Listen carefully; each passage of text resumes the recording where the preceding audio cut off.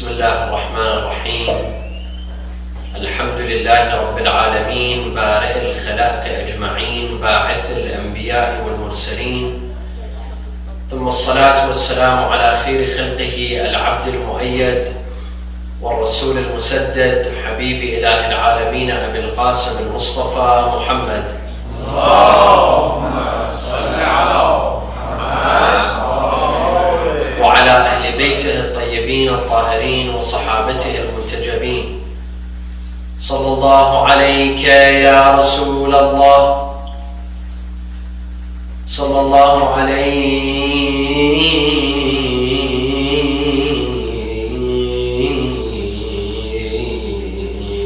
يا سيدي ويا مولاي يا أبا عبد الله، يا رحمة الله الواسعة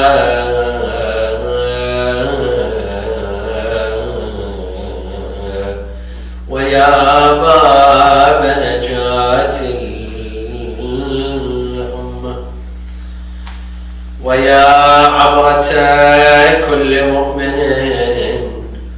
ومؤمنة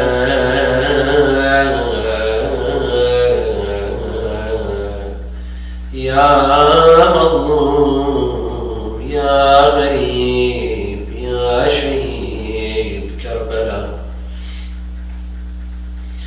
يا ليتنا يا ليتنا كنا معكم سادتي فنفوز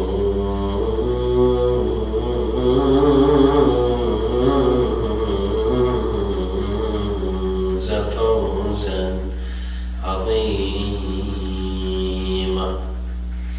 أعوذ بالله من الشيطان الرجيم. بسم الله الرحمن الرحيم. ولا تلقوا بأيديكم إلى التهلكة. صلوا على محمد وآل محمد. اللهم صل على محمد. A second salawat for the love of Imams al-Hassan and Husain.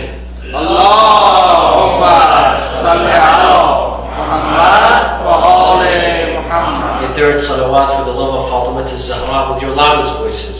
Allahumma salli ala Muhammad wa ali Muhammad. Smoking is a practice in which a substance is burned and the resulting smoke is breathed in to be inhaled. Most commonly, the substance is dried tobacco leaves rolled into rice paper into a small round cylinder shaped, or into a round cylinder called a cigarette. According to statistics, 1 billion people on the face of this earth practice smoking cigarettes. One of the very well-known features of smoking, and which has become quite prevalent and popular among the youth worldwide, is the usage of the hookah, or the shisha, or qaliyan, or the water pipe, whatever you'd like to call it, which contains flavored tobacco. According to a report from 2007, each year 4.9 million people worldwide die as a result of smoking. 4.9 million annually. Lung cancer and heart disease are only among the many diseases that are known to be caused or can be caused by smoking. Some countries have tried to reduce the amount of smokers among their citizens and in their countries by, number one, increasing the amount of tax on tobacco. Number 2, by banning smoking in public areas. And number 3, by putting age limits on buying cigarettes. However, many people ask, what is the Islamic view on smoking? What does Islam say about smoking cigarettes and smoking shisha or hookah? What does Islam say? It is well known that Muslim scholars have not banned smoking and have allowed it through the past 2 centuries, where the topic of smoking has been raised. Scholars have not banned smoking. Instead, they have legalized it and allowed it. Some scholars themselves smoke. The question is, why is there not a ban on smoking? Why have scholars not issued a fatwa forbidding people from smoking?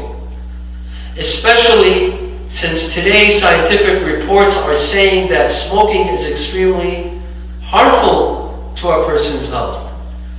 Why aren't our scholars being up to date with this scientific research?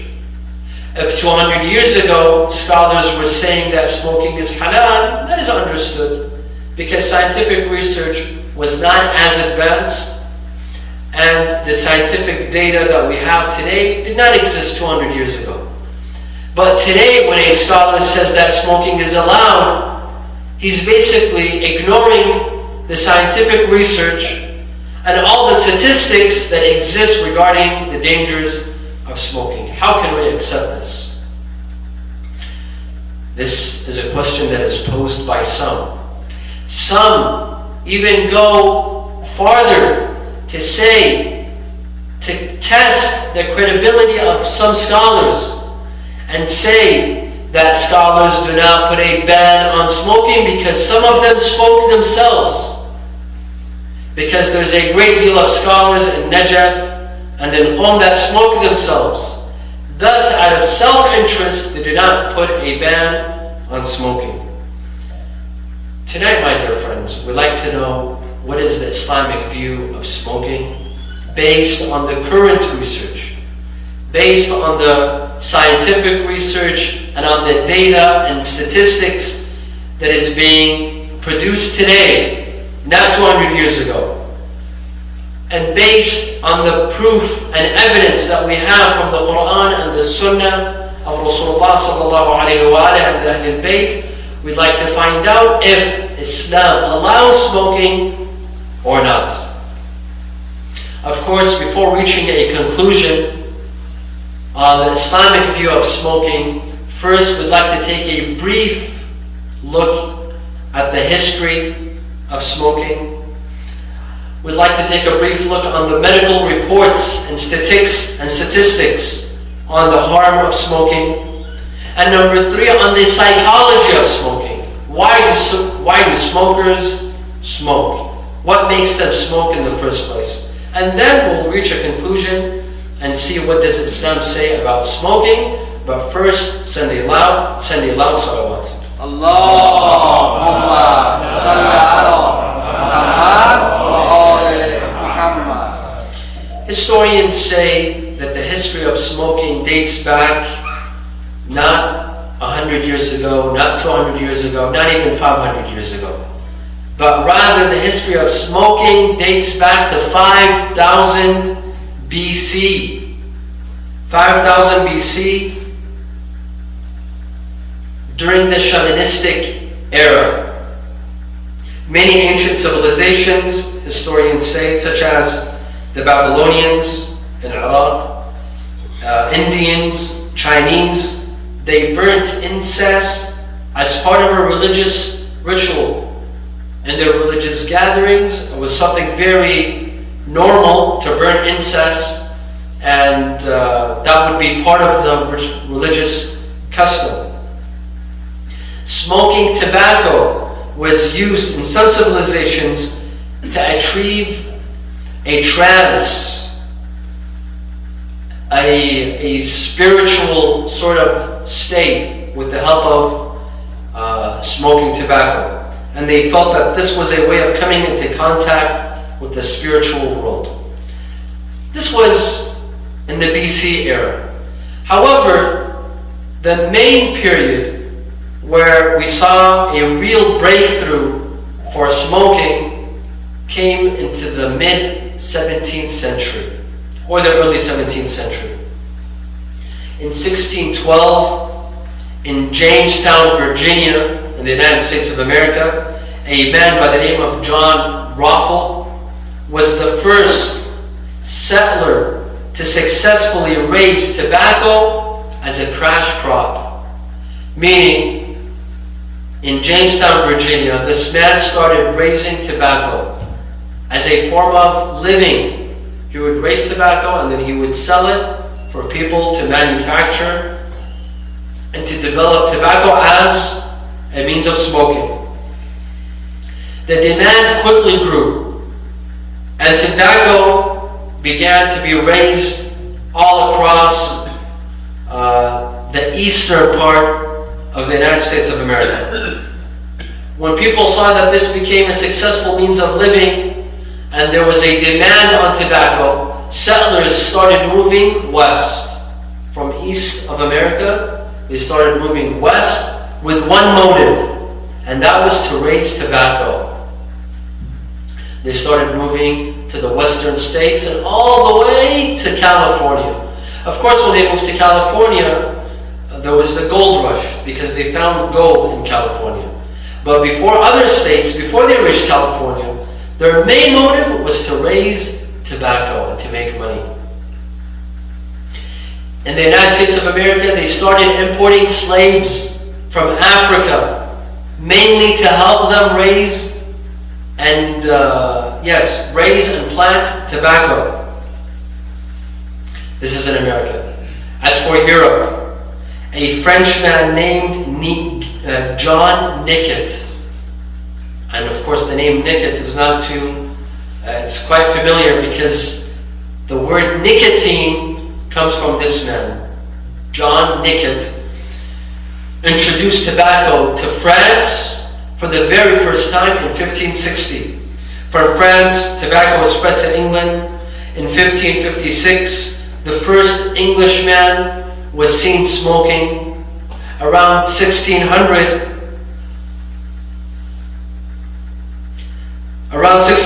French merchants introduced tobacco to the Senegal and Gambia. By 1650s, tobacco was popular throughout Africa. By 1650, tobacco had spread all across America and all across Europe, all across Africa. Of course, tobacco also witnessed resistance. Some people tried to put a ban on tobacco. It wasn't welcomed easily. For example, Sultan Murad IV of Turkey, the Uthmani, the Ottoman Sultan Murad IV, in 1623 put a ban on smoking in Islamic areas and said Muslims will not smoke in our areas. In Iran, Shah Abbas al-Safawi, the first, put a ban on smoking, and he did not allow the people of Iran to smoke. The Chinese Emperor Chongzhen banned smoking in China. In 1634, the Patriarch of Moscow in Russia forbade the sale of tobacco. In 1590, Pope Urban VII condemned smoking and banned smoking. However, regardless of all these bans and all of this resistance, the smoking of tobacco took its way all across the world, in all civilizations, and every single nationality, race, and religion. People of all religions began practicing the smoking of tobacco. In fact, it even became part of the culture of every country and every nation. It became ingrained in their culture. And the selling of tobacco became a major part of the market. It was something very well known to be a seller of tobacco back then. In fact, it became a crucial part of the economy. there was absolutely no way of stopping the sale of tobacco. No matter what the emperors, any scholar, any pope, whatever they could do, they couldn't stop the selling of tobacco. Why? Because there was a demand. People immediately became addicted to smoking tobacco, and it created a demand. And whenever there's a demand, there's a what? There's a supply. This is the law of economics. Whenever there's a demand, there's a supply. And it continued. And this shows us, my dear friends, that people were willing to sell tobacco at the cost of people's lives and at the cost of people's health. This shows you how greedy human beings are. They know that this is a substance that can destroy people's lives and can destroy people's health, but they continue to sell. They continue to make their own wealth at the cost of people's health. You see? They were making their wealth at the cost of people's health. And this is part of human nature. This is the greed in human nature. People are willing to make money at the cost of other people's health and lives. Don't we see today in some countries drug dealers who sell drugs to little children? This is greed. Don't we see some countries that mass destruction to other countries? Isn't this greed? You make wealth by selling weapons, you live off of other people dying and being killed. This is human nature. وَإِنَّهُ لِحُبِّ الْخَيْرِ لَشَدِيدٌ. A human being loves money, loves wealth, and he's willing to make wealth even at the cost of people's lives and health. Thus, there were many attempts to ban the sale of tobacco, but they all failed. However, I'd like to mention one incident.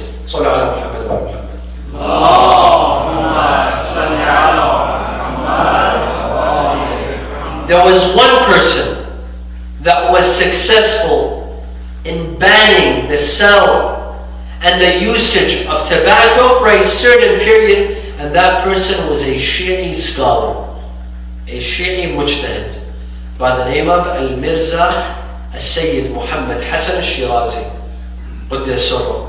This scholar was living in Samarra, in Iraq, the home of the two Imams, Imam al-Hadi and Imam al-Hassan al-Askari. In Iran, at the time, there was a political crisis. The Shah of Iran, by the name of Nasruddin Shah, very well known Shah at the time, from the Qajar dynasty, had given a concession to a British merchant and had allowed him to have a monopoly over the sale of tobacco, the manufacturing of tobacco, the developing of tobacco. Thus, this British merchant was making a whole lot of money from whom? From the Muslims. And of course, this was part of the concession. There were a lot of other concessions. Nasruddin Shah allowed the British to take over the roads in Iran, roads, construction, homes, basically having a monopoly over the Iranian economy. This created a major crisis. And the issue was taken to a marja', to a religious scholar, sitting not in Iran, but in Iraq, in Samarra. And Mirza Shirazi realized that the economy in Iran is about to collapse, and the people of Iran were at a disadvantage. Thus he issued a fatwa banning the usage of tobacco. This was a time, keep in mind, this was a time in which people were smoking in Iraq, in Iran, people in Tehran, people everywhere were smoking. It was customary, it was part of everyday life for people to smoke. Nasruddin Shah himself was a smoker. His wife was a smoker. The people in his palace would smoke. Al-Mirza Shirazi wrote one sentence. This shows you the power of the maraja. This shows you the power that our scholars hold. He wrote one sentence. And what's interesting is that this sentence was half Arabic, half Farsi. It wasn't all Arabic, and it wasn't all Farsi. It was was half Arabic, half Farsi. But in Arabic it was translated as such. استعمال التنباك والتتن بأي نحو كان بحكم محاربة إمام الزمان. Mirza Shirazi wrote that he who uses tobacco in any way, whether it's cigarettes or pipes or qilyan, water pipes, the usage of tobacco is equivalent of fighting the Imam of our time, Imam Sahib al-Zaman. Very powerful statement. From that day, the people of not only Iran, it was pertaining to the Iranian economy, but even people in Iraq stopped using tobacco. Have you seen such a thing? It had nothing to do with the economy of Iraq, it had to do with the economy of Iran. But people, the Shia worldwide, stopped using tobacco. To the point they say that one day Nasruddin Shah wanted a water pipe. He would smoke water pipe, he would smoke qilyan.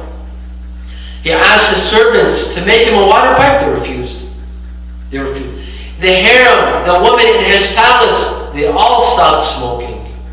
They asked why? They told him because Mirza Shirazi has issued a fatwa against tobacco. Because of this tobacco, Nasruddin Shah was pressured to retrieve that concession and take away the monopoly from the British. The British who had a monopoly, he ended this monopoly. All because of one man, a Shi'i marja. This shows that our scholars, they have power. Didn't we just see about 2 months ago, 3 months ago in Iraq, when Sayid Sistani issued a fatwa on jihad? 3 million volunteers, they volunteered to fight against ISIS. And today, those who are working and achieving and defeating ISIS is not the official army in Iraq, it's these volunteers who obeyed their marja. Sallallahu alayhi wa sallam. Allahumma salli ala Muhammad. Now, as for the health risks of smoking, after nearly a century of research, for the past century, research has been done on smoking and on the harms of cigarettes, and researchers have found that smoking can cause cancer in the following places. Number 1, the head, the neck, the lungs. It can cause leukemia, stomach cancer, in the kidneys, in the pancreas, in the bladder, and in the cervix. Among the illnesses and the chronic diseases that can be caused, and I know that smokers don't want to hear this, but I'm sorry, you have to hear this. Among the chronic diseases and illnesses that are caused, that can be caused, according to researchers. Of course, no one can say that smoking definitely causes these things. But no, they saw that there's a relationship between smokers and these illnesses and diseases. What are they? Stroke, blindness, gum infection, aortic rupture, heart disease, pneumonia, hardening of the arteries. Should I stop or should I continue? No, of course I'll continue. Chronic lung disease, asthma, reduced fertility, hip fracture, birth defects for pregnant women who smoke. These are only some of the illnesses and diseases that have been discovered by researchers that can be caused by smoking. Smoking is recognized as one of the leading causes of preventable deaths globally. What do I mean by preventable deaths? It means a death that could have been prevented. A death that could have been prevented. Smoking is one of the leading causes of preventable deaths. In the United States of America, 500,000 deaths per year due to smoking. Only in the United States of America. 1/3 of China's male population will have shortened lifespans due to smoking. Listen to this. Male smokers lose an average of 13.2 years of life due to smoking. Of course, for lifelong smokers. Men who remain smoking their entire life according to statistics and research, will lose 13.2 years of their life. For females, they will lose 14.5 years. And so why do women lose more years? I don't know. But women lose 1 more year more than men. Half of all lifelong smokers die earlier than a non-smoker. Half of them. The risk of dying from lung cancer before the age of 85 is 22.1% for males and 11.9% for females. This is all the harms that smoking causes for the smoker himself, let alone the harms of smoking for whom? For others. The secondhand smoking. A person's wife, the smoker's wife, or the smoker's husband. Their children, their friends, their co-workers. The harms that we just mentioned are only the harms towards the smoker himself, let alone secondhand smoking, and the effect that it has on those that are associated with the smoker.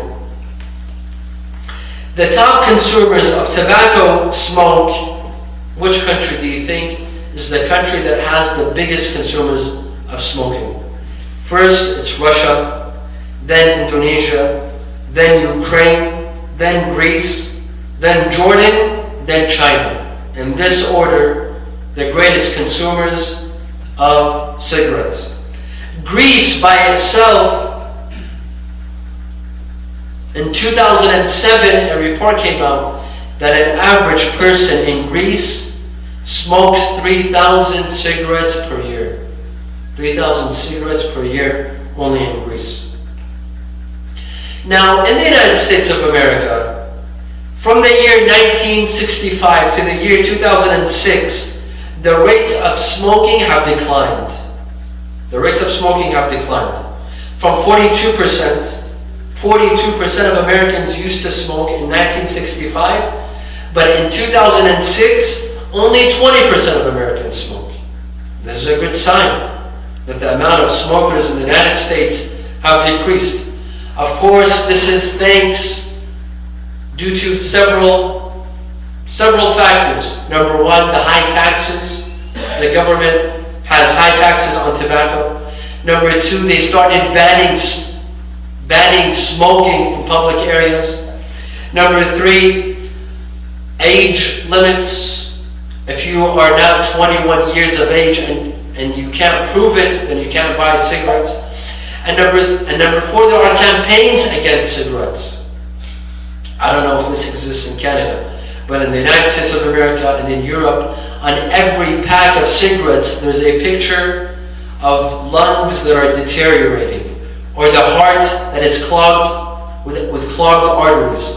Or on the pack of cigarettes, it says smoking kills. This has an effect. This has an effect on a smoker when he wants to go and buy, and he reads that. It has an effect. It will reduce the amount of cigarettes. However, that was the good news. The bad news is, while the amount of smokers has been declining in the United States of America, it has been increasing in the Middle East. Places like Iraq, Iran, Afghanistan, Pakistan, Jordan, Lebanon, Syria. Smokers have increased in such areas. Well, surely because there's no bans, there's no taxes on tobacco. People can smoke in public areas, in schools, and airports. And there's no age limits.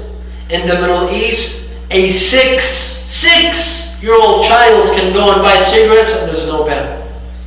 And the store owner will sell cigarettes to a 6-year-old or a 7-year-old. There's no bans. The only country that I've seen that has bans and strict bans on cigarettes is Saudi Arabia. And we have to give credit when it's due. وَلَا تَبْخَسُوا النَّاسَ أَشْيَاءَهُمْ. They deserve this credit. Saudi Arabia is the only country in the Middle East that has strict bans on cigarettes. Otherwise, wherever you go in the Middle East, there's no bans on cigarettes. صلى على محمد وعلى محمد.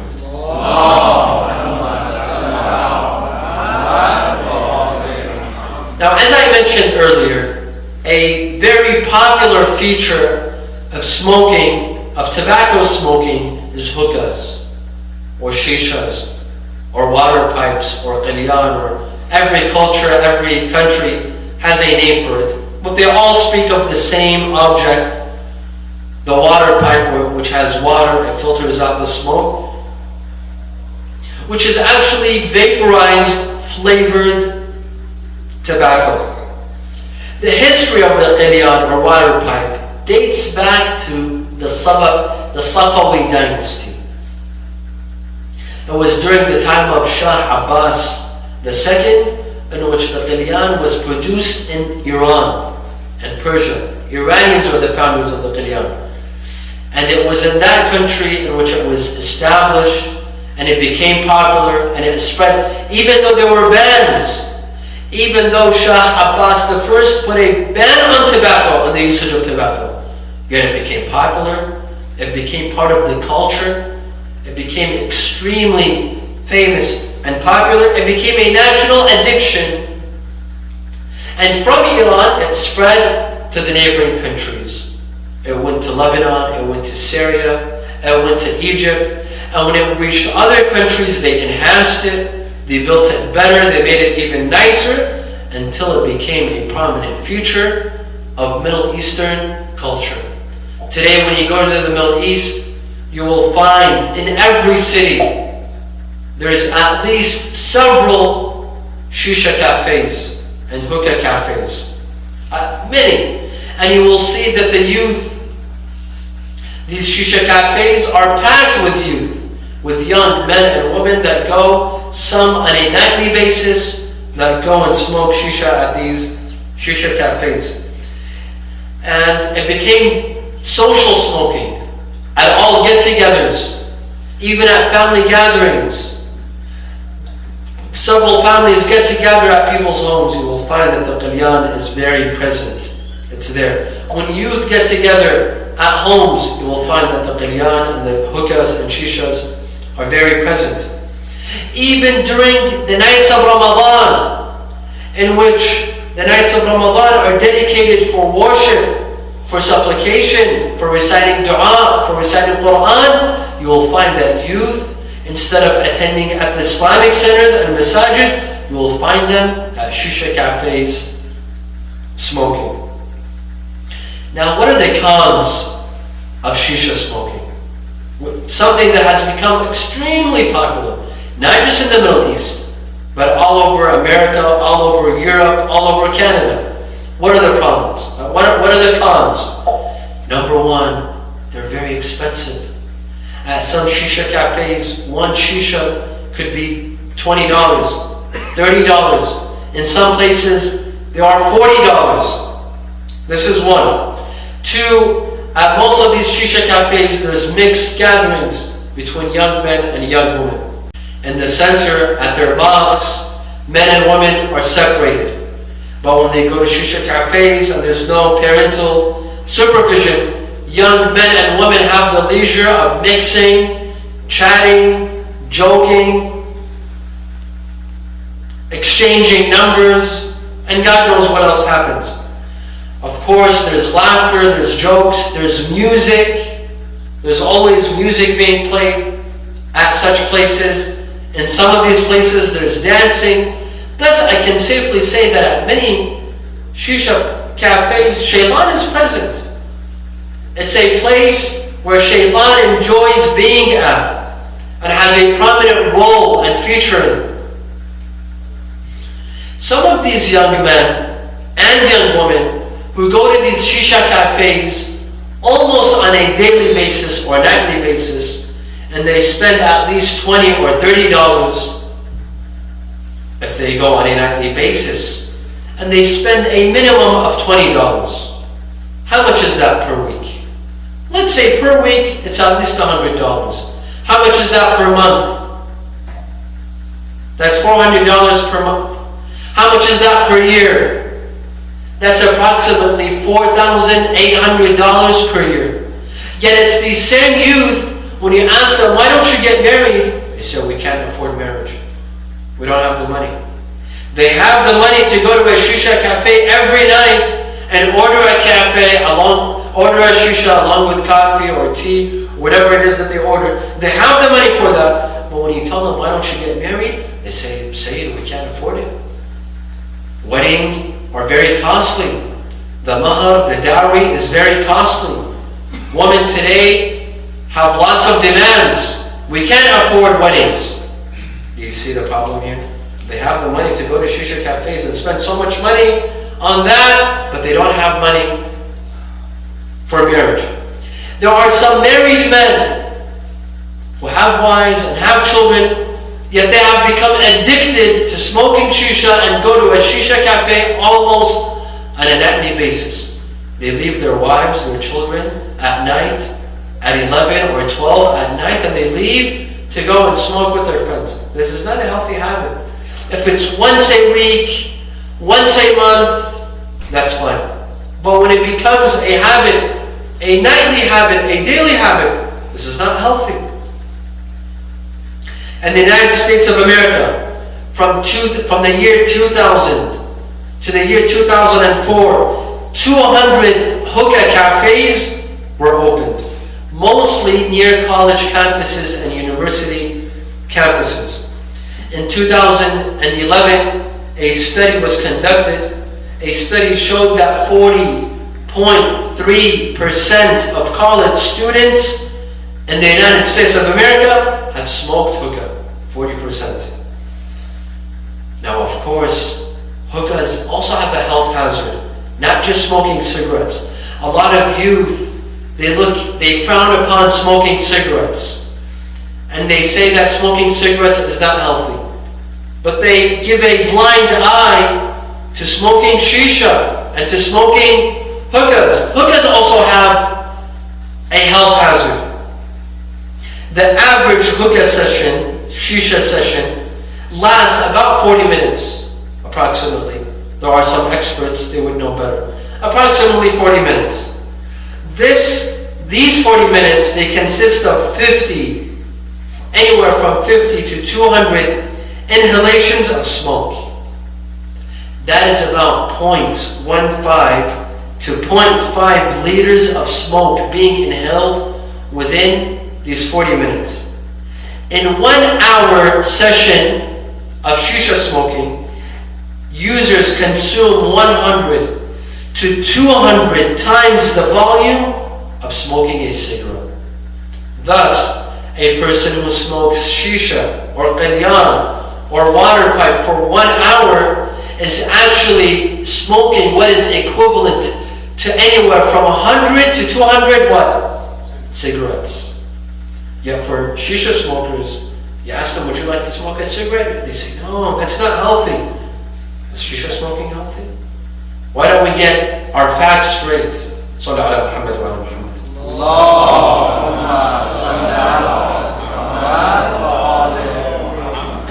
Now, why do smokers smoke? What is the psychology behind it? First of all, according to statistics, that most smokers, when they started smoking, they were extremely young. In fact, they were in their teenage years, probably 16, 17, 18. Most smokers, they started around this age. You rarely find a smoker that begins smoking at the age of 40, or at the age of 50, or at the age of 60. 16, yes, but not 60. Why is this? Why do smokers start at a young age? What is it that appeals young people to smoking? Number one, there's an element of rebellion. Smoking is seen as rebellious. And young people, they like to be rebellious. They enjoy being rebellious. They rebel against the adult world. That is why you see young people, some young people, of course, not all, they go get those weird hairstyles, and they go get the tattoos, and they dress differently. Why? It's a part of rebellion, being rebellious. Smoking cigarettes, it has that element in it, that rebellious element in it. That's one. Number two, there's the element of risk-taking.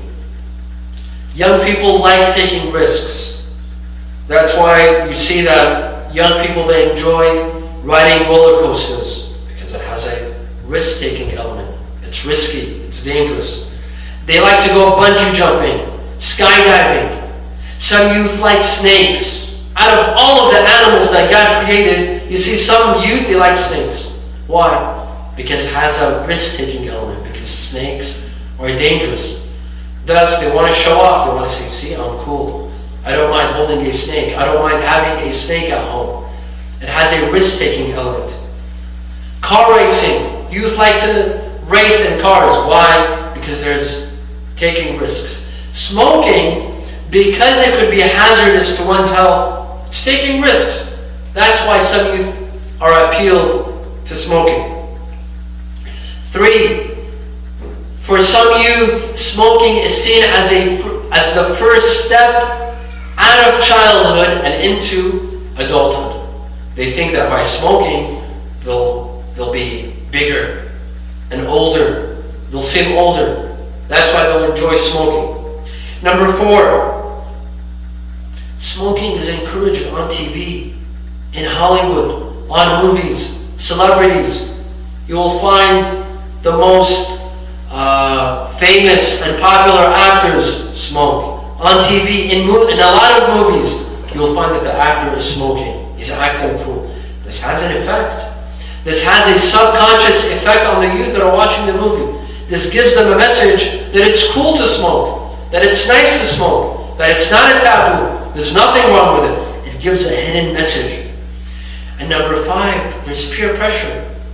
When your friend at work or at school smokes, there's a big chance that you'll become a smoker. Why? Because this is your friend.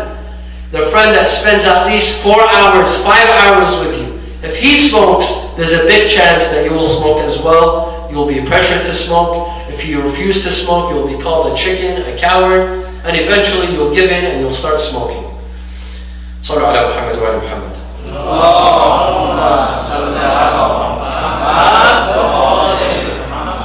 Now this is why smokers begin at a young age. But why do smokers continue fasting? Why do they continue smoking, not fasting? That was our topic last night. I mixed between the topics. Why do adults continue smoking? What is it? What's the psychology behind it? When you ask most smokers, they say that it relieves our stress. We have our issues. We have problems at home, at work. The economy's not so good. I have a lot of bills to pay. My children stress me out. My studies. And they'll give you a list of issues that cause them stress. They say that smoking reduces stress. It helps cope with life's problems. It helps us deal with life's problems. However, according to studies and statistics, that the stress level in adult smokers is higher than non-smokers. Smokers have a higher level of stress than non-smokers.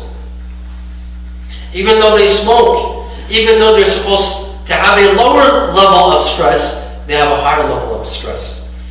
In fact, some studies mention that nicotine dependency increases stress. When you are dependent on nicotine, this increases stress with you. That is why you see smokers, if they can't smoke, for example, when they're fasting. Have you seen smokers when they're fasting? They're very stressed out because they haven't smoked for several hours. This increases the level of stress with them. They think that it's decreasing it while it's increasing. Yes, the only time when a smoker reduces his stress is when he's smoking at that moment. But in between cigarettes, no. The level of stress increases. According to some psychologists, that smokers are more social than non-smokers. They are impulsive, meaning they act sometimes without thinking, they act on impulse. They are risk takers and excitement seekers. Now, we come to the very important question that we started with. What does Islam say about smoking? First of all, some might say, well, what does Islam have to say about smoking? Smoking did not exist at the time of Rasulullah, nor at the time of our Imams. None of the Sahaba or the companions of the Prophet and the Imams smoked. So how can you tell me what Islam says about smoking? The Prophet didn't smoke, nor did the Imams, nor did it exist at their time. So how can Islam tell us the ruling about smoking? No, you see, Islam has given us general laws and general principles. We believe that the door of ijtihad is open in Islam. Islam has given us general laws that we can derive laws from, has given us general principles that we can derive laws from. We believe that in Islam, everything is halal and allowed by default. Everything is allowed unless proven to be haram. We believe in this. We believe, Sunnis believe in this. Everyone accepts this. That everything in Islam is allowed until proven that it's haram. The Quran says, قُلْ مَنْ حَرَّمَ زِينَةَ اللَّهِ الَّتِي أَخْرَجَ لِعِبَادِهِ وَطَيِّبَاتٍ مِنَ الرِّزْقِ. Who has forbidden the things that Allah subhanahu wa ta'ala has created? كُلُّ شَيْءٍ لَكَ حَلَالٍ حَتَّى تَعْرِفَ أَنَّهُ حَرَامٍ. This is a hadith by one of the Imams. That everything is halal unless proven haram. Thus, by default, everything is halal. Those who say that smoking is haram, they have to provide their evidence. We don't need to provide evidence to say that it's halal. You see? Everything by default is halal. Some say that the Quran says, وَلَا تَلْقُوا بِأَيْدِيكُمْ إِلَى التَّهْلُكَةِ. Do not expose, the Quran says, do not expose yourself to murder, to death. And smoking is a form of exposing oneself to death. When you smoke, you're exposing yourself to death, as we saw the reports that smoking causes death. However, when we examine the verse, وَلَا تَلْقُوا بِأَيْدِيكُمْ إِلَى التَّهْلُكَةِ, it means don't kill yourself. Basically, it's trying to say don't commit suicide. Don't kill yourself. Smoking is not a form of suicide. Smoking is not seen as a form of killing oneself. There's 1 billion smokers on the face of this planet. If you go and ask them, are you killing yourself? They'll say no. Are you committing suicide? Of course not. It's not logical for 1 billion people on the face of this planet to try to kill themselves and to try to commit suicide. Thus, smoking is not a form of committing suicide or killing oneself. Yes, it can lead to killing. It can lead to death, but not immediately. After 30 years, 40 years, maybe 50 years, it can lead to a person's death. It can hasten and quicken a person's death, but it won't kill right away. Thus, it is not very clear to say that this verse, وَلَا تَلْقُوا بِأَيْدِيكُمْ إِلَى التَّهْلُكَةِ, and do not kill yourself, can be used here to say that smoking is haram. Even though smoking can lead to death 50 years from now, but it doesn't kill right at the moment. And the verse is addressing things that kill right at the moment. وَلَا تَلْقُوا بِأَيْدِيكُمْ إِلَى التَّهْلُكَةِ, don't kill yourself. Meaning don't kill yourself now. Right there. Momentarily. Thus, scholars, they say that this verse is not very applicable when it comes to smoking. Especially for those who smoke lightly. Yes, there are some that smoke heavily, and this could lead to a rush death. This quickens their death. However, those that smoke lightly, it is not for 100% sure that this will lead to their death.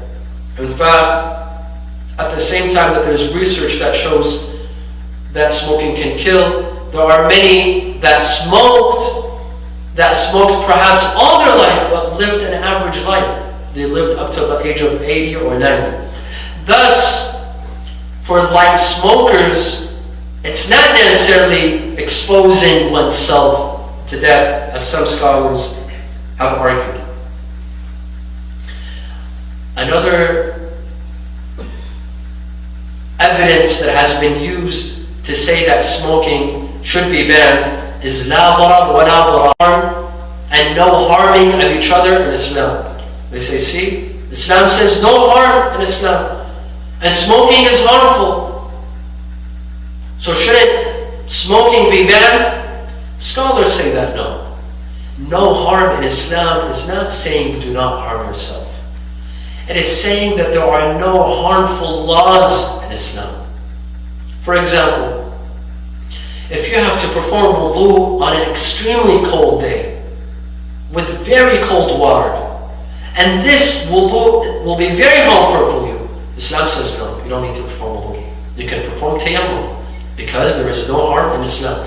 Fasting, if it's very harmful for you, if it will cause you sickness or illness, Islam says you don't need to fast. If you are dying from thirst and the only thing that's available is alcohol, Islam says drink alcohol in order to live, because there is no harm in Islam. Thus, la dharar is trying to say there are no harmful laws in Islam. Not that you cannot harm yourself. There's a difference. Others have said, to point out that smoking should be banned, they say that this is rational practice. Rational and reasonable people do not harm themselves. Do not harm themselves. A reasonable, rational person does not harm himself. Thus, and smoking is harmful, thus it should be banned. However, we ask that reasonable people, rational people, they don't harm themselves. Which kind of harm?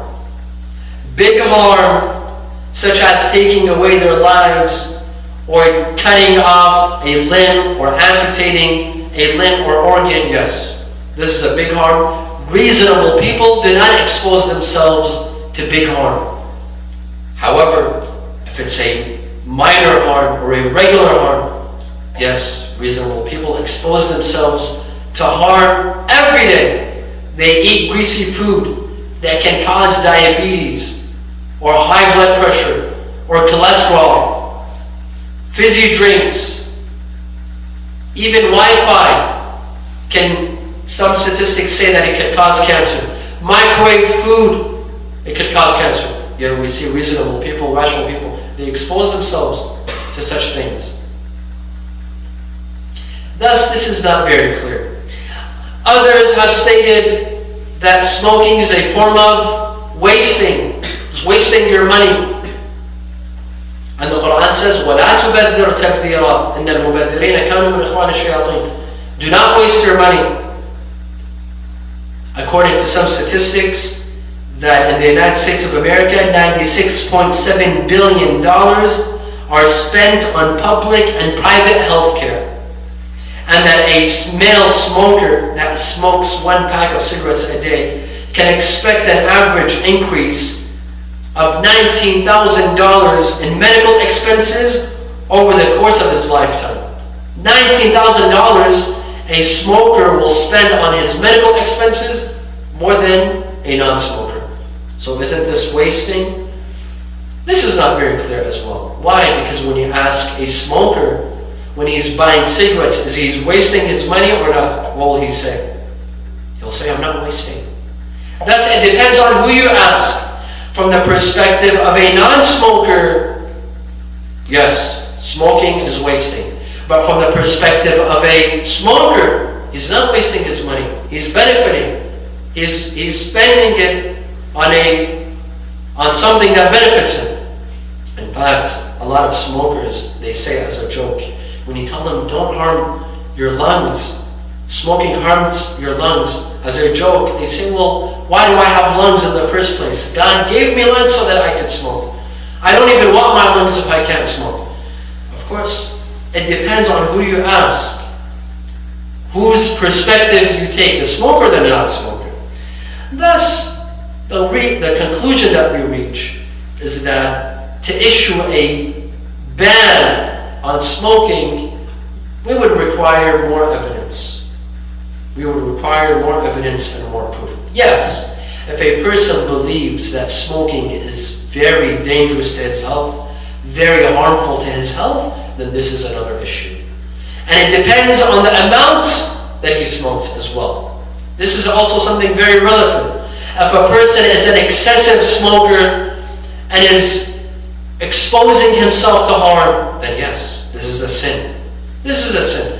But if a person is a light smoker, it is not very harmful for him, then some scholars might say that this is not detrimental to a person's health. But everyone would agree that smoking should be stopped. Everyone agrees, whether you're a smoker or a non-smoker, all agree that it is best to stop smoking, to avoid smoking, and to quit smoking.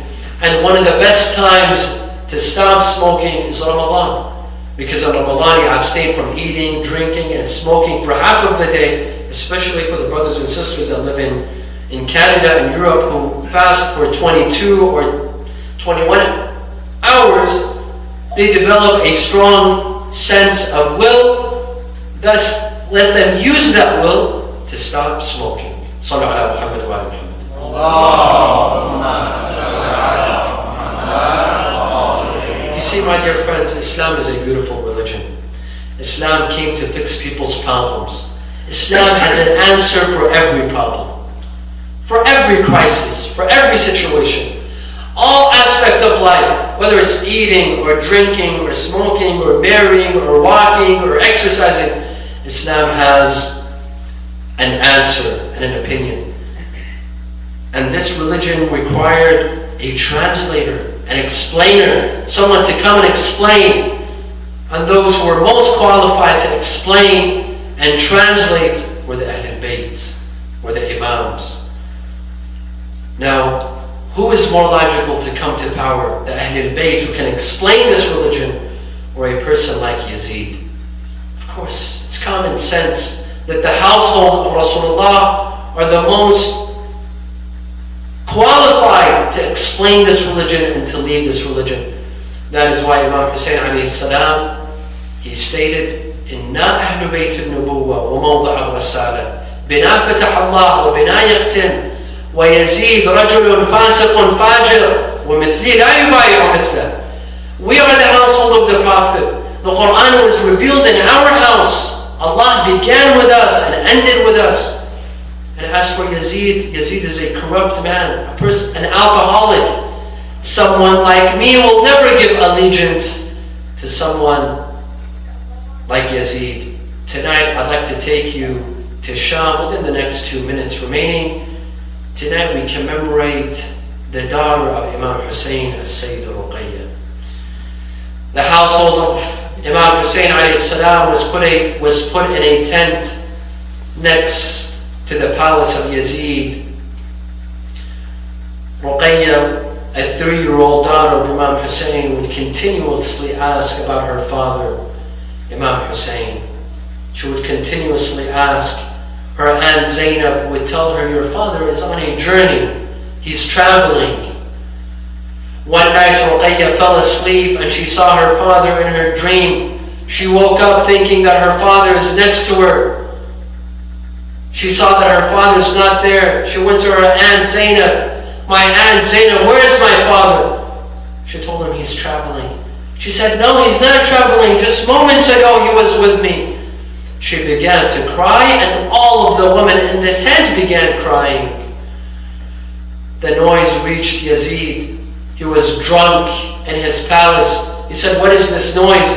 They told him one of the daughters of Hussein saw her father in her dream. She woke up and she wants her father.